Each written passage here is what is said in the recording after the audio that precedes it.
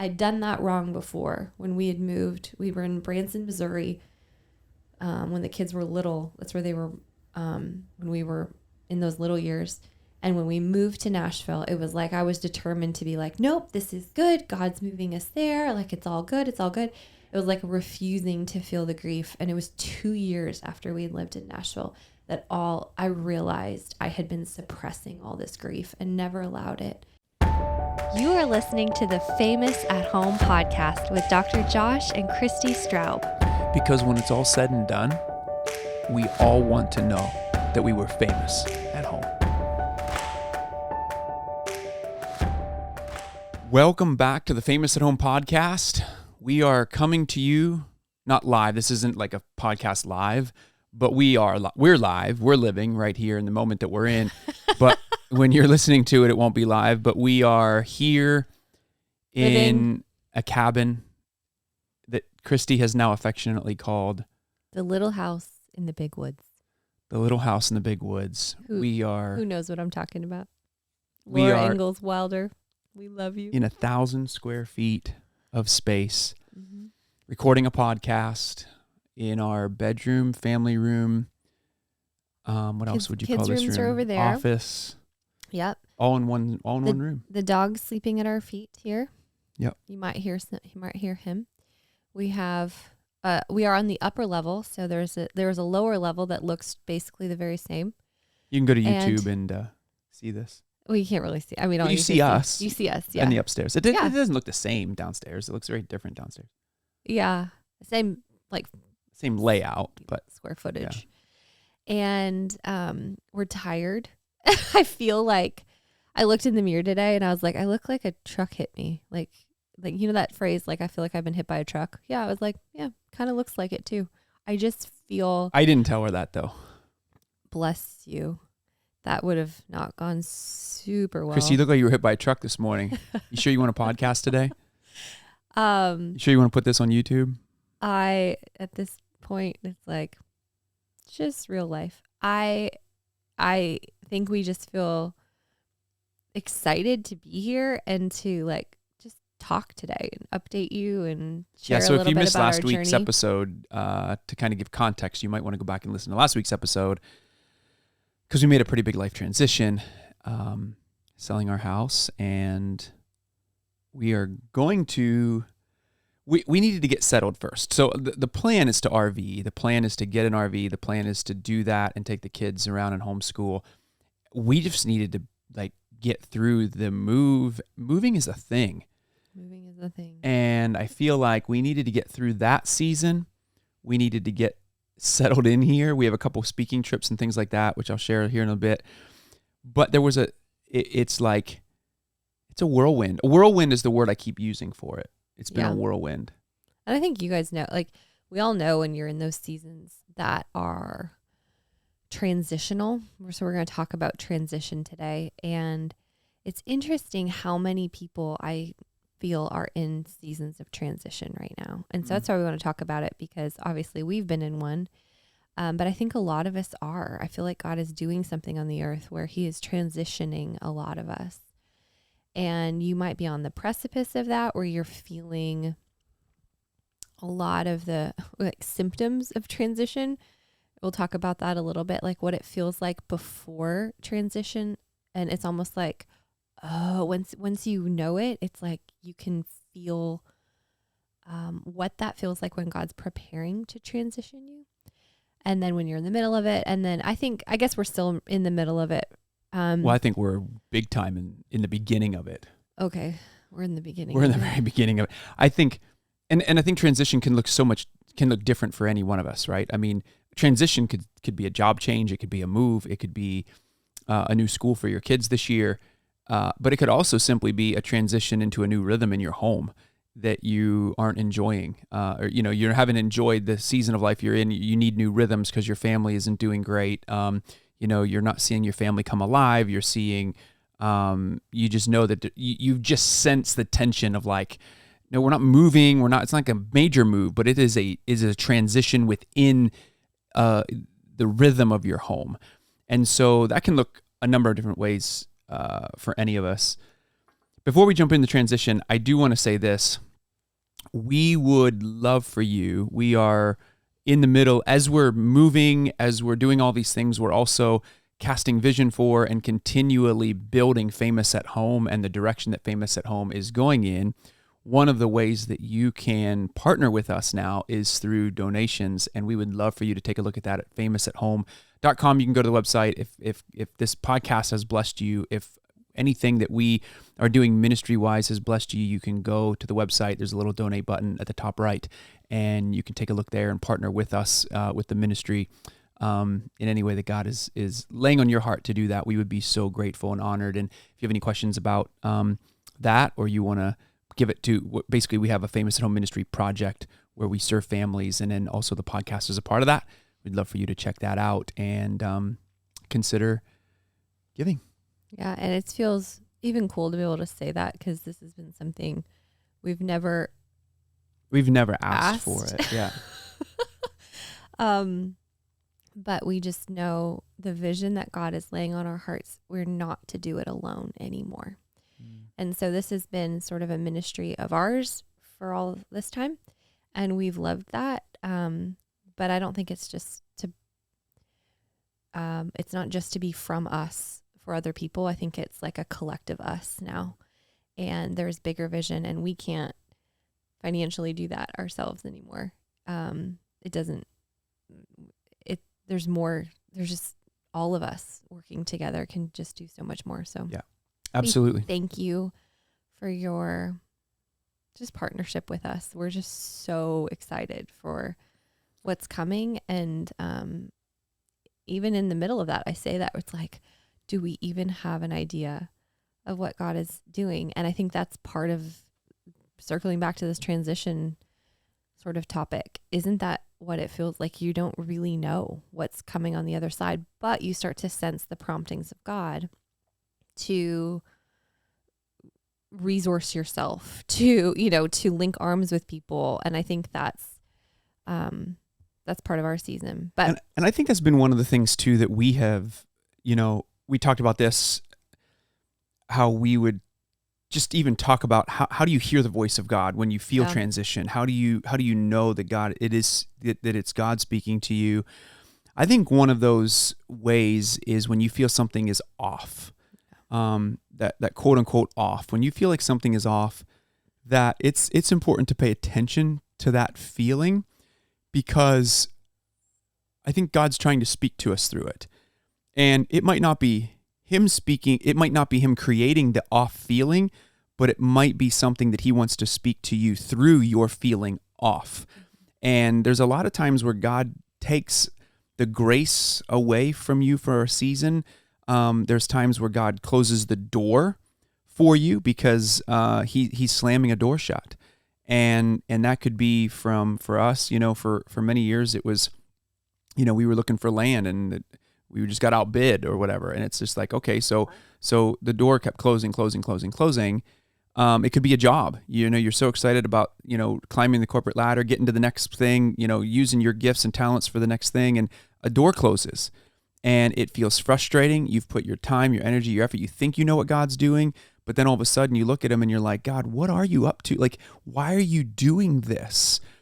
And I think that frustration for you towards God and actually spending time with him in that feeling of, I had mentioned it where I felt like our souls were bounced through a pinball machine. Mm-hmm. I feel like when you feel that, it's kind of like, okay, Lord, what are you doing right now? Mm-hmm. And I think, Christy, it'd be good for you to share kind of even your journey of pressing into that with the Lord, because I think that is a key in transition. Yeah. I don't even know that I could have discerned how frustrated being like a lesser version of angry with God. I don't think we like to say we're angry with God, but I was like, there was this realization that I was really frustrated. I was really disappointed. And I'm going to say like low key angry, but like actually low key angry. And I think that in that season of feeling transition, and maybe can I pause I want to come back to that for just a sec. But when you start to feel these feelings of stuckness, of wanting to move, like having all this energy in you to like vision of like, oh, this, and I want to do this, and I just feel stuck. Like those are symptoms of transition. And so we had felt all of that for a long time and feeling like I have this thing, we want to do this, or we have this vague understanding that we want to do something like this. And I want to move toward this, but like, I can't because I'm stuck here. And so we started making moves on our own. And are we always working? Like there is a part of it. It's partnership with God. Like he can't just up and sell your house for you until you take action. Right. So obviously there's a part of it that's ours. So I'm not saying, I don't even know if that would be fair of us to say that we ran ahead of God. I think we were in our human fault, in our human, what's the word I'm looking for? Just limitations. We were trying as best we could to discern the timing, and it felt like, okay, now. But you don't know that going in, and we didn't know. I also don't think we felt out of step with God's timing. I think all of that was necessary, but because there was so many closed doors, what Josh was saying is I went one day away and I was praying and I realized I didn't even, it's like the words started to come out and it wasn't like, I love you. I'm like, thank you, God. I was just like, I'm frustrated. Like, I'm mad at you. I'm mad that we have tried to follow you and you just keep slamming doors in our face. And it's like, and then this didn't happen. And I was excited about this. And then this fell through. And then, I was excited about this. And then we told the kids and we brought the kids into it. And then they were hurt, and it was a very raw. And I would encourage you when you notice that frustration, that low key anger with God, I encourage you to say it out loud. There was something about being able to just say it out loud and just let it hang in the air and let myself hear it. Like I said, I am so frustrated with you. I'm so angry with you. Why didn't you do this? And why didn't you do that? And I was just totally honest. And as I said it all and I put it all out there, it wasn't like I received this condemnation and I didn't think I would, truthfully. Like I know the Lord well enough. He's not going to condemn me for my frustration and my emotion and my disappointment and my confusion and my uncertainty. He knows all that. It was like I took a breath and I was like, you've poured out all this emotion and all this vulnerability and honesty. And he was like, there you are. And I thought, yeah, yeah. It's like I've been hiding from you all this time, trying to not be disappointed with you, trying to not show my frustration with you. And once I'd said it all, and it was really this like coming home like, oh, there you are. And then it was really like, okay, now are you ready to listen? I was like, yep. And that's when, for me, the Lord often speaks to me. I write it down, like I write, and it's like the words just kind of keep coming. And I don't know if that's just me or if other people have that experience where I'll just start writing and I'll just sense and it's like I'm not thinking the words, they just keep coming out. And so these words just came out, and that's where I got that very clear direction. And I knew, because I almost felt him like bracing me, preparing me to be like, are you ready for this? Like, I know you've been afraid to hear this kind of. And it was, I'm going to move you to Pennsylvania, which is a place that if I'm honest, I probably would have told you like, no, that's not even on the table. Like, oh, I mean, you had 3 nevers. Yeah. Right. So did we talk about this last week? I don't know if we did or not. Okay. So if we didn't talk about this, I had remember. said I would never homeschool, which those of you that know me would know that's laughable now because I like genuinely, I said I would never. I mean, that's a whole story. Like I would never homeschool. When we were young, I don't even know if we had Landon at the time. We were writing, Josh had written a lot of curriculum, and they knew we did like emotional intelligence and stuff and emotional safety with kids. And so they were like, we'd love for you to write a homeschool curriculum, like about emotional intelligence and stuff in kids. And we were like, funny. And they're like, just come to this like homeschool convention and just come. You can just check it out and just see. And I was like, Josh, if I walk in there and there's ladies in long jean skirts, I'm out. Like, I'm out. And because that was I was public school educated all the way through until I went to grad school. And then I went to a Christian university for grad school. But that was it.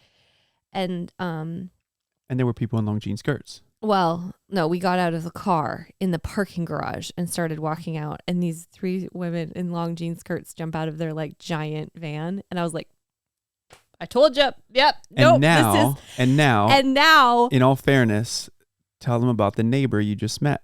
Oh my gosh. Last week. Lydia. Lydia's my new neighbor across the road. She's Amish. And it make me cry. She's so precious. She gave me tomatoes.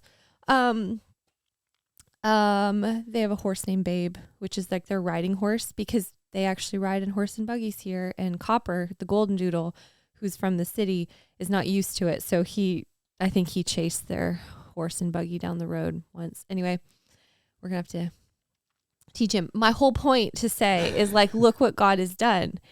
And like, that was totally my arrogance. Like that was totally my preconceived, judgmental, immature jerkiness. Like I just was, I was so judgmental. I had no idea. And so I said, like, I will never homeschool.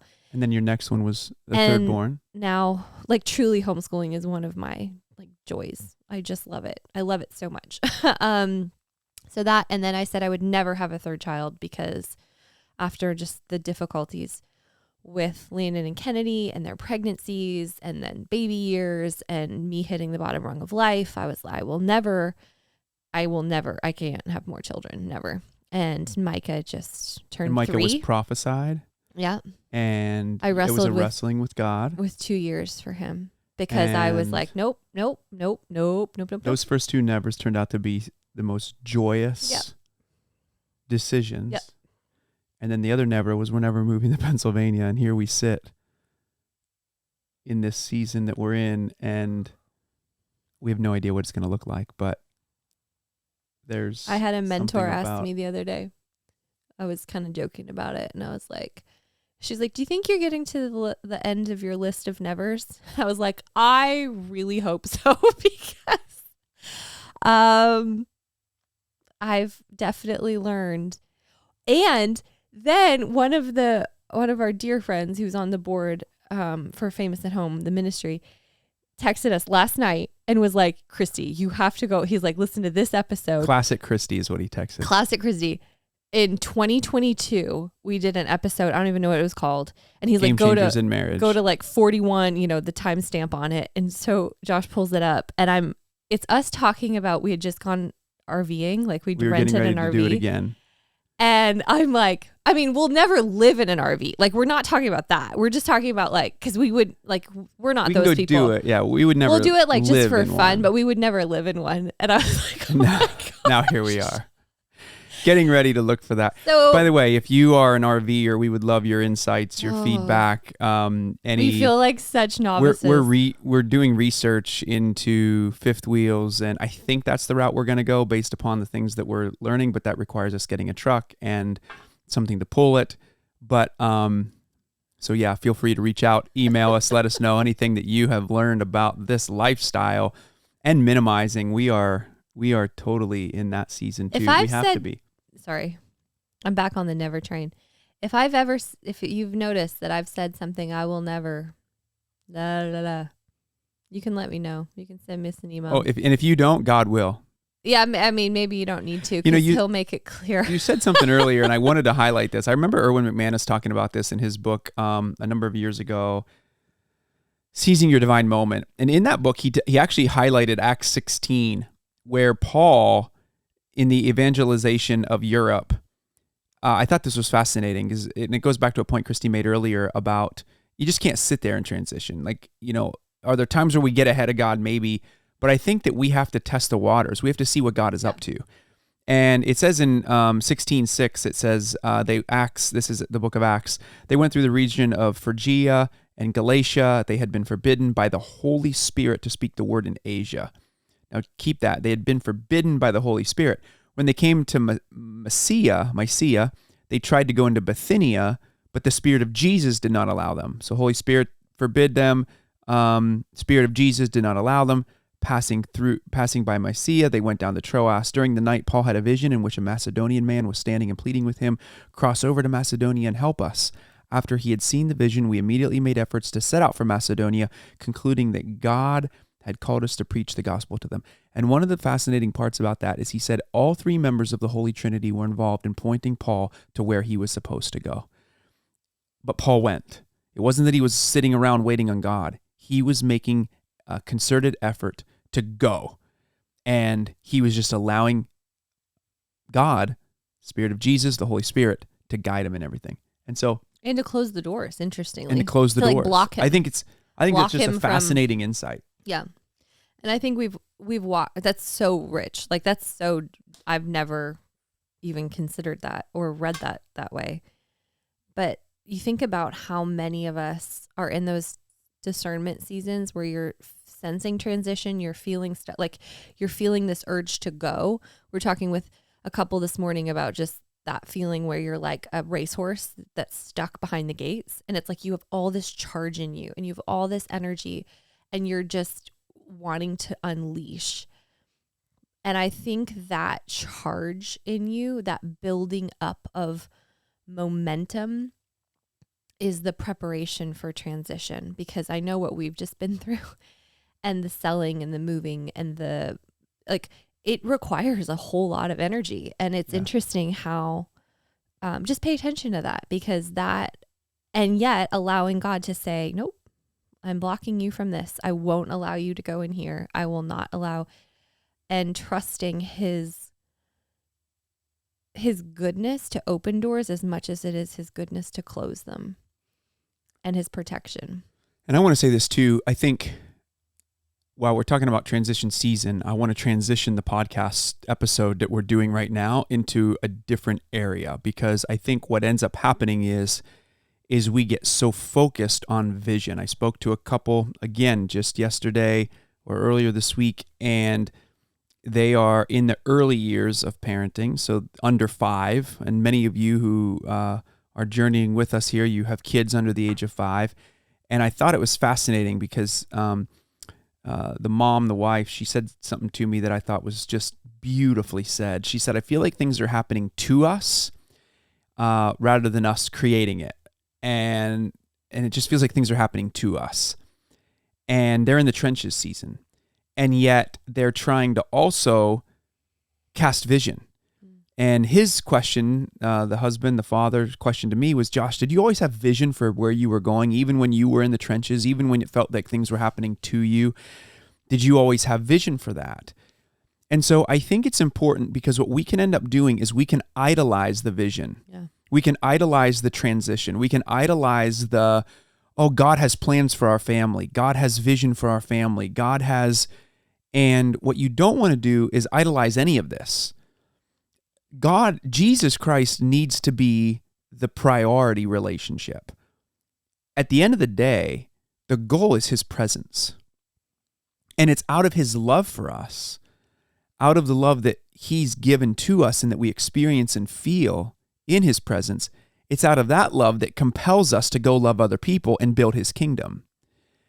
So what we don't want to do is confuse building his kingdom and loving other people as the idol to the neglect of experiencing his love and missing the people under our own roof. Mm-hmm.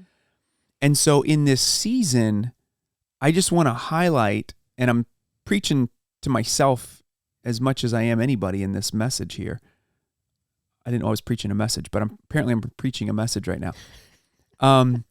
is that we got to pay attention to making sure that our loved ones under our roof feel seen, especially in seasons of transition, because it's so easy to get pulled away by the glitz and the glamour of moving and changing jobs. And if you're changing a job and all of a sudden it's like, I got to really pay attention because I got to show up well and prove that I can do the job. And then all of a sudden what we end up doing is we end up missing the people that we are making these transitions for to begin with. Don't neglect that. And of course, my other point of that is we don't want to idolize family, because that's what the Israelites were idolizing in when Jesus came to earth. That's why he says, unless you leave your father, mother, brother. Like, that's why he was attacking the idols of the day. And our idols are different today. Family, I don't believe family is our idol today. I think we need to reclaim family and the purpose of the household for building the kingdom of God. But I don't think that's our idol. I think it can become one. I think it can certainly become one. Mm-hmm. I just want to make sure that we pay attention to it not becoming one, and to the other things not being one either. Yep. So that you don't miss your loved ones, that you actually see your loved ones feel seen in the season of transition. We were talking about this episode and what we wanted to talk about, and that was the first thing I was like, I think seeing those that we love, our husband, like my husband, if you're a husband, your wife, your children, to see my kids, because all the tasks and the dailiness and the intensity, like it feels kind of intense, right? So the body does go into fight or flight, and you don't see people when you're in that state. You're not able to connect. And so to make very concerted efforts to connect, even in just moments, like Landon and I the other night, we just sat downstairs and we pulled out a card game, and he just kept asking me to play. Mommy, could you play a game with me? Mommy? And, we're like moving boxes and can't find things, and like there's just so much just logistical work that is needing to be done, that stopping to play a card game doesn't really feel like something I actually want to do. But it's like I heard it in him, and I realized like he just wants me to see him. And one of his big concerns with our move was like, I'm afraid it's going to be really stressful. And what that told me was, that means you and Dad are going to be stressed, which means you won't be there for me. Like, I'll feel alone. I'll feel the intensity of the stress sort of alone. And so we sat down and we played this card game, and we just laughed. And like, it was like he became a little teenager. He'll be 11 end of this month. And it was just the sweetest. It was so sweet. It was like, and we keep talking about it. And the other thing we started doing together was we started to going for walk runs in the morning. And we determined, because we've, when you're in transition, you're like eating, like we haven't had a kitchen with the stuff. And so we're like eating out, and we're just feeling yucky. And so we're like, we're going to start working out again. And so he's been my little trainer. And so the two of us, we like walk, and then we run for 30 seconds, and then we run for 40 seconds, a minute. And that has been, he's like, Mom, so tomorrow morning, are we going to get up? And like, he's not a kid who typically would even love that, but he's loving that. And I think it's because it feels like connection. I see him, he sees me, and he sees me even in my like, but I need you to encourage, like, he's like, Mom, let's do a minute next time. And I'm like, okay, you just need to, okay, you encourage me, because like, I'm not sure I've got it in me, but you do. So it's just been this sweet camaraderie really between the two of us, and that I've really been grateful for. And we were at Kennedy and I, so in the middle of this transition season for us, in the middle of the move, there's also a lot of travel going on. And so I had the privilege of speaking this past weekend, and I took Kennedy with me because I'm taking a child with me to each place that we go. And it was her birthday weekend. And so I took her with me to the church that we were doing this event at. And so she's, running the book table, and she's meeting people and spending time with some of the pastors, and just these incredible women who just surrounded her and loved on her. And so we were at Pillar Church out in Scottsdale, Arizona, and because I just want to honor them for what they're doing and just the way they lead. And we're in the car on the way back from the opening night event, and we're on the way back to the hotel. And Kennedy said, "Daddy, I just loved that church. I loved those people." She said they were so nice. And I said, "Well, tell me more about that." And she was just describing, well, they were writing me notes, and we were, talking about everything that they were doing. And I said, "Honey," I said, "it feels like you felt seen." And she said, "Yeah, Daddy, they saw me." And it was this a sweet, and I wanted to honor them because it was like, it wasn't about the hustle and bustle of the event. It wasn't about trying to, preach religion. It was relationship. And they showed it by how they treated my daughter. And in the midst of all this transition and her going on this trip, she felt truly seen. And to me, that's the greatest gift that anybody could give my daughter, is to see her and for her to feel seen. And so I just want to commend them, because it for me, in the middle of this trip where I'm trying to help her feel seen, I didn't want her to just feel like, she had to be working the whole time, but that it was going to be a beautiful trip for the both of us. And it really turned out to be that, because she felt seen not just by me, but by the other people that we were quote unquote working for and around that weekend. And so I think, you're going to hear a lot of our story. Our story, I think, is going to continue evolving. I have no clue what that's going to look like. I have no idea what that's going to mean or entail. But at Famous at Home, we want to continue to prioritize and helping us understand that we can be famous at our earthly homes because we were first famous in our heavenly home. And it starts with that authentic relationship with Christ Jesus. It starts by you experiencing that feeling, when you're in the off feeling. This is why we talk about feelings all the time. We have to pay attention to how we're feeling so that we can identify what God is trying to speak to us in those seasons and be able to know what best next step to take for ourselves and for our family. But in the middle of that, part of that is experiencing being famous in our heavenly home so that we can then see our kids and our spouses and be famous in our earthly home. That's good. It just makes me like, I'm not going to like romanticize all of this. It's been hard. Like transition seasons are hard. I've cried. I haven't cried as much as I thought I would. I think it's like, it hasn't hit me yet.